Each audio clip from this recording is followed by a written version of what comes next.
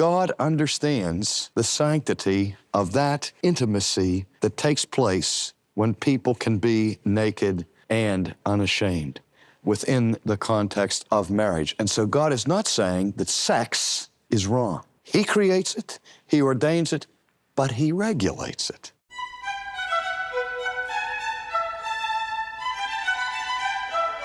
Over the past number of decades, people have attempted to drastically redefine marriage and sex, and it has increasingly caused confusion, even for those in the church. Biblically speaking, how should we understand a healthy sexual relationship within the confines of marriage? This is the Saturday edition of Renewing Your Mind as we make our way through R.C. Sproul's series, The Intimate Marriage. If you'd like to work your way through this series at your own pace, you can request your copy at renewingyourmind.org with your donation of any amount. Today, Dr. Sproul continues this series by helping us see the lies that many people believe that can lead to sexual problems in marriage. Here's Dr. Sproul. We're going to discuss the problem that the research indicates is the number one reason that people give for the breakdown and breakup of marriages.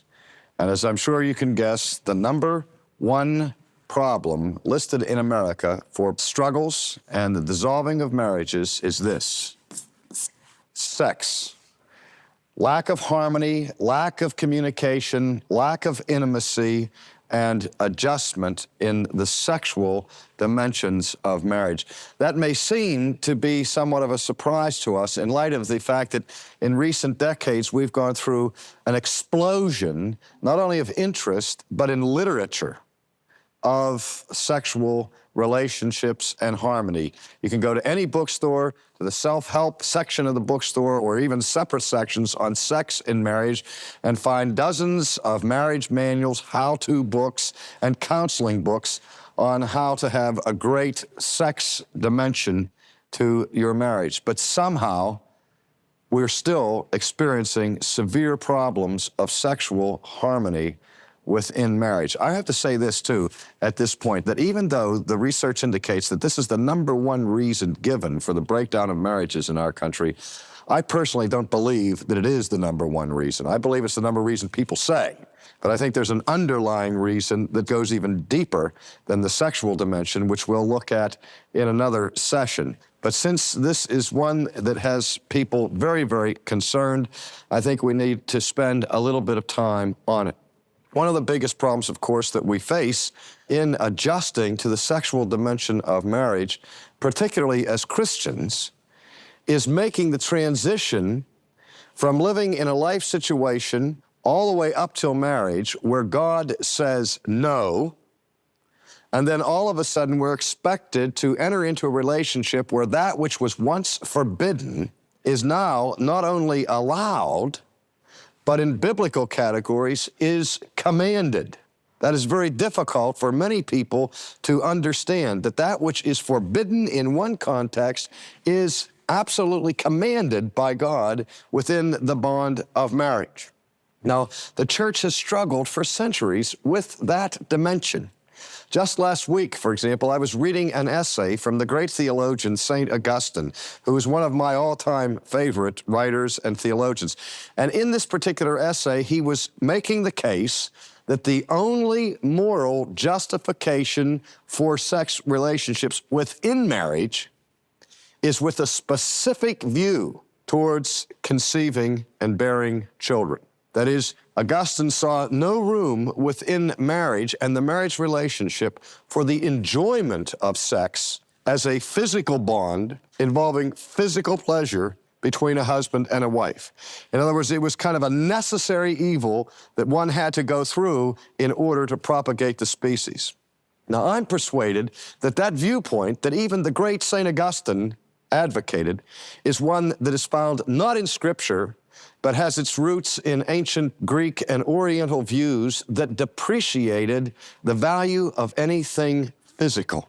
We know what the sin of materialism is in this world, where people seek all of life and all of meaning through physical things, through money, through food, through wine, women, and song, through the gratification of the body. And we call that materialism. And we know that that is a distortion of the reality that God has made. And sometimes to counteract that, we go to the other extreme and fall into the error of what may be called spiritualism, where the only thing that is of value is the spiritual dimension, the soul. But we believe in a God who made a physical world, who made man not just as a disembodied spirit, but as a person who has both a soul and a body. And the New Testament, for example, in the teaching of Jesus shows a profound concern for man's material well-being, that we are called to feed the hungry, to clothe the naked, to give shelter to the homeless. Those are physical concerns. And so even the apostle tells us that the man's body belongs to the woman in marriage, and the woman's body belongs to the man, and we are not to defraud each other. So we don't find this negative view of the physical dimension of our humanity in Scripture. But God is very clear about the context in which sex may be enjoyed. I remember not too long ago doing a study of the New Testament view of sex and just isolating those passages in the New Testament where Jesus and the apostles speak about sex. And in my studies, I went to what's called the Theological Dictionary of the New Testament, which is produced by a group of German scholars who have no brief for evangelical Christianity and are by no means conservative in their approach to things. And the particular scholar who had done his analysis of the New Testament view of sex came to this conclusion. Even though he himself did not embrace the position, he said, we cannot deny that the New Testament clearly teaches that in God's sight, premarital sex and extramarital sex are serious offenses against his holiness. So that the apostle, for example, tells us that there ought never once be named among you the occasion of fornication. You read the apologists of the first century, the latter part of the first century and into the second century, as they're trying to defend the Christian faith against the attacks coming from the pagan rounds. Not only do they defend the truth claims of Christianity philosophically, but they say, if you really want to see what Christianity is all about, look at our lives. And he said, examine the moral behavior of Christians. Examine our community. See if you find adultery. See if you find fornication. Imagine that. I would never stand up today to 20th century secularists and say, if you want to see proof for the Christian faith, look at the sexual behavior of Christians. Because Christians are as caught up in adultery and fornication in some cases as unbelievers. But if we look at the New Testament, we hear that prohibition. So severe is it that it makes one of the 10 Commandments, thou shalt not commit adultery. Now that is not because God is against pleasure or God is against human fulfillment, but it is because God understands the sanctity of that intimacy that takes place when people can be naked and unashamed within the context of marriage. And so God is not saying that sex is wrong. He creates it, He ordains it, but He regulates it. He says, in this circumstance, it's not good. I don't allow it here. It's destructive. In this circumstance, it's beautiful. It's expressive. It's part of what I have made for your enjoyment. And so we have that problem as Christians making the transition. Okay, but now the transition is made. Then what problems do we discover in terms of sexual fulfillment in marriage? The two biggest problems that we encounter in marriage with respect to sex are, in the case of the male, impotency, and in the case of the female, we use terms like frigidity. Now those terms bother me because neither one of them are accurate terms of absolutes. Nobody's absolutely impotent, and nobody's absolutely frigid. These terms represent a continuum, degrees, that deal with how free we are able to express ourselves sexually in the marriage estate. So that we have to think in terms of degrees of impotency or degrees of frigidity. Now, impotency, of course, means simply a lack of strength or a lack of power. And the word frigidity is an interesting term because it suggests coldness. It suggests someone who is frozen. And what both of these terms are describing is a certain level of paralysis in sexual activity. And so what we have eating away at healthy marriages is this problem of sexual paralysis.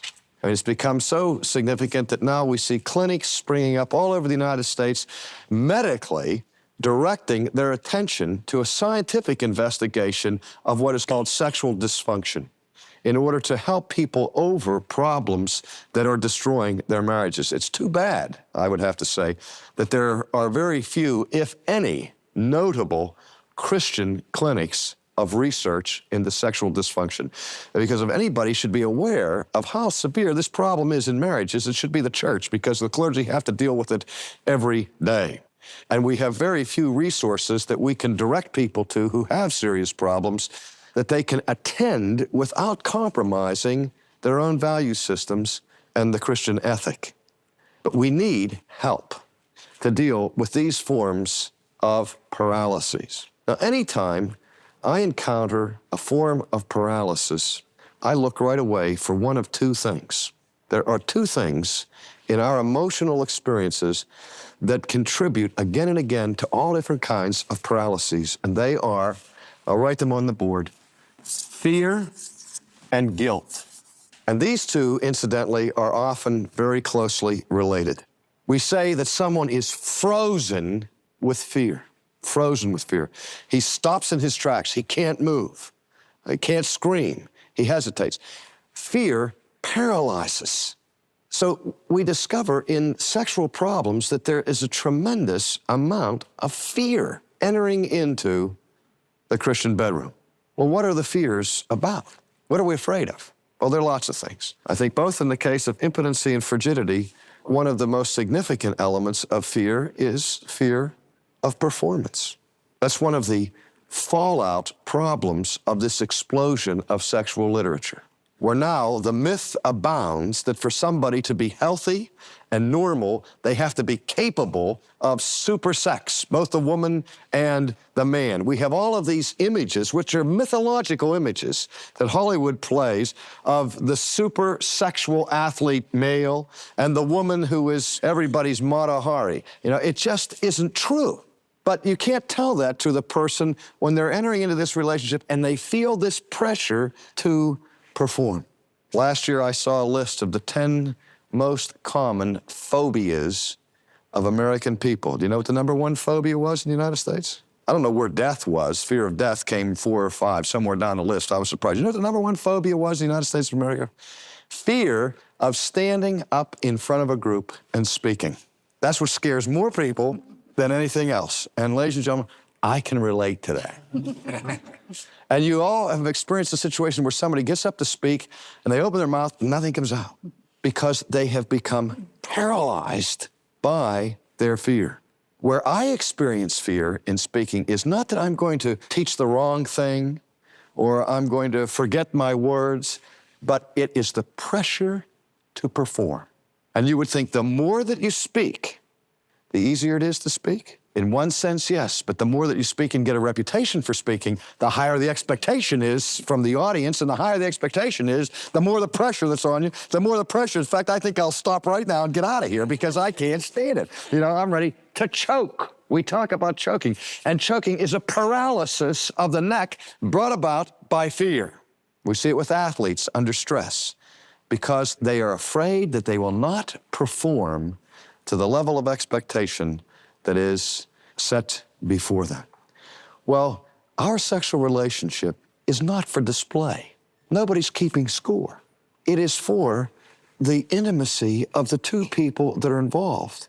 And it is to be built upon a foundation of love. And that doesn't mean just an emotional feeling. That means a foundation where sex is not ripped out of the relationship to love, but sex becomes an expression of love. I hear people say that we had sex 2 times last week. as if sex were something that were different from love. Sex was just simply a physical activity. Well, it's easier, it seems, for men to separate sex and love. That's what the research indicates, that men can enjoy sex without love. That's why there are such things as prostitutes and why it's the oldest profession. So that men can have physical pleasure without love. And every woman knows that. And every woman's leery when the man says, I love you, because being translated, the woman is hearing, I want sex with you. And in order to have sex with you, I have to say to you, I love you. And the woman then is expected to show her love for her husband, not by giving him love, but by giving him sex. And so that builds up resentments and miscommunication that strangles and paralyzes the relationship. But if the sex is an expression of love, and I understand that my wife is committed to me, and she understands that I love her, then the pressure to perform diminishes. The more I demonstrate love, the more free my wife is to be liberated sexually. The more she demonstrates love to me, the more I am able to live without fear. Because it's perfect love, the Bible says, that casts out fear. What other things are involved in the fear of sex? One of the things that's becoming more and more apparent to us in our society, particularly for the woman, is the fear of being hurt physically.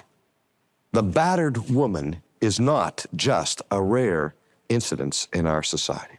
And I can't tell you how many women I've dealt with in counseling who have been either battered as wives or battered as children.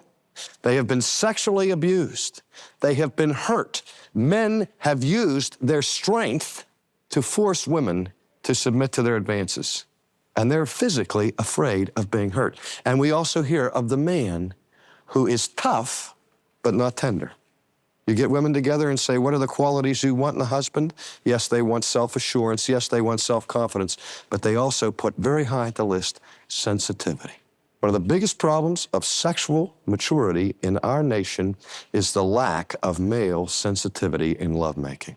He has to prove his manhood by living out the old caveman myth, which hurts the woman physically. And no wonder she doesn't want to be involved in sex more often when it's a painful experience for her rather than one of tenderness and of love. So we have to remember that fear of pain can be a paralyzing force. Well, there are other fears. There's fear of discovery, and that's a very real one. I've talked to countless couples where the woman says, for example, that she much more enjoys a sexual relationship with her husband when they're away from the home, when they go on vacation to a hotel or something like that, than they are in the home. And you begin to explore that, and you begin to see that she is afraid, or he may be, it might be the man, is afraid that the children will walk in or will overhear them or whatever. See, one of the best investments that you can make in a marriage is a lock for your bedroom door. Again, this is the place where you can be naked and unashamed, but you're not going to be naked and unashamed if any minute somebody comes walking in, because your daughter is not your wife and the next door neighbor is not your husband. And if people are afraid that somebody's going to see them, then they're inhibited. Then the partner takes that as a personal act of rejection. Fear of pregnancy is another major fear. And we could go on and list these fears that people have that inhibit them, but here is where we need communication, where the husband and the wife need to talk, where we need to express to each other, what is it that you're afraid of? Are you afraid of something? And how can I help? I'm not going to help my wife by forcing her to do things that she is afraid of. Now, the second one is the one that almost no one talks about, guilt. I'd like to express a pattern that I find familiar in marriage counseling. When I hear a man come into my office and say to me, I want to divorce my wife, our relationship is deteriorated and she doesn't respond to me sexually and all of that, I will ask this question straight out, straight from the shoulder. I'll say, tell me, here in the privacy of the office, did you have sexual relationships with your wife before you were married? No. My experience in counseling cannot be a test of a sufficient universe to give you a percentage that covers the whole nation. But I'll just tell you my experience. I don't know how many men I've asked that question to, 100? Every single man that I've ever counseled on this question, and I asked, did you have sexual relationships with your wife before you were married? Every single one of them said yes. Every one. The virginal husband is almost non-existent, as well as the virginal wife. So after they tell me this, that yes, they did have sexual involvement with their wife before they got married, I asked them this question: in your opinion, was your wife more responsive sexually or less responsive sexually before you were married? And their eyes light up and they say, she was more responsive before we were married. And he looks at me like I'm a voodoo witch doctor for knowing that. He said, how did you know that?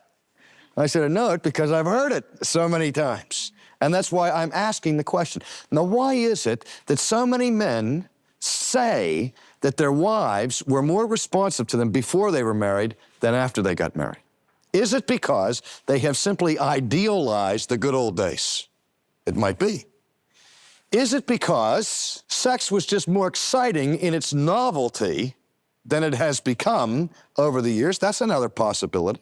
And there's a third possibility, that the woman can only respond when she's in a taboo situation, and when she's allowed to perform sexually, she's bored with it and doesn't care.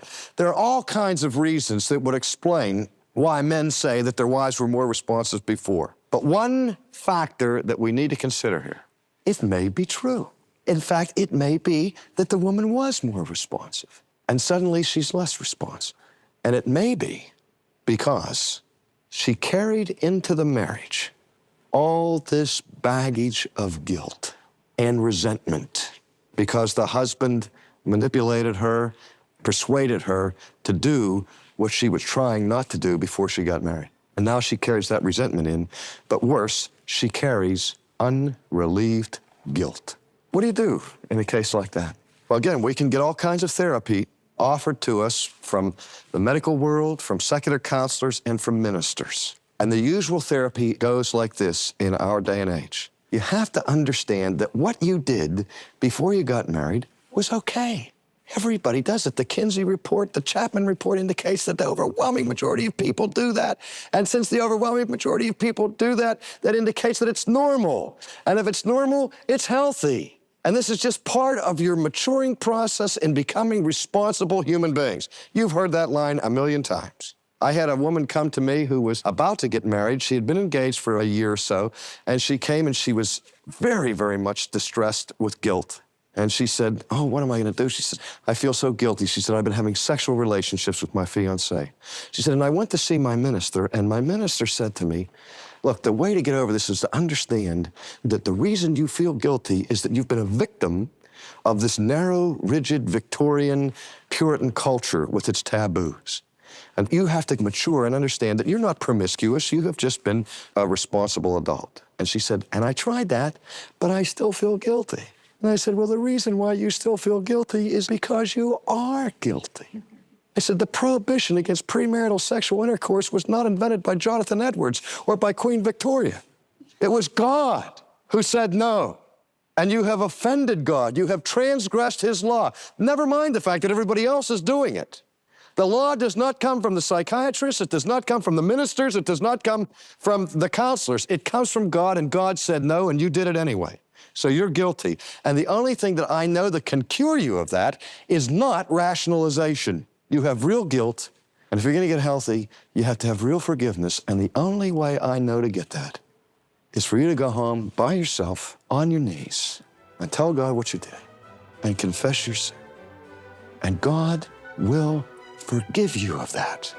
Do you understand that you can be a virgin again in God's sight?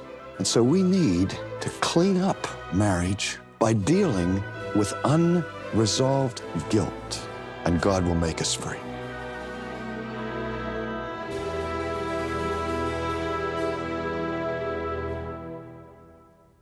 Such an important insight. A clean conscience allows us to have a healthy relationship with our spouse. On the Saturday editions of Renewing Your Mind, R.C. Sproul has been teaching on marriage. an institution that has been under attack and one that we need to understand biblically. So whether you're newly married or you've been married for decades, with all of the confusion today, this is a series worthy of serious study and biblical reflection.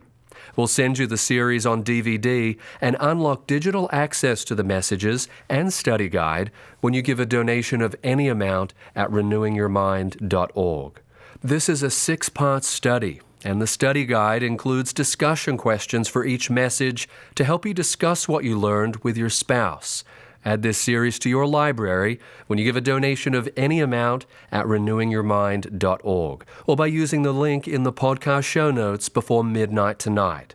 And thank you for your generosity, which supports the production and spread of Renewing Your Mind, a daily outreach of Ligonier Ministries. Are you more prone to compliment or criticize your spouse? Next Saturday, R.C. Sproul will discuss criticisms and compliments in marriage, so join us then here on Renewing Your Mind.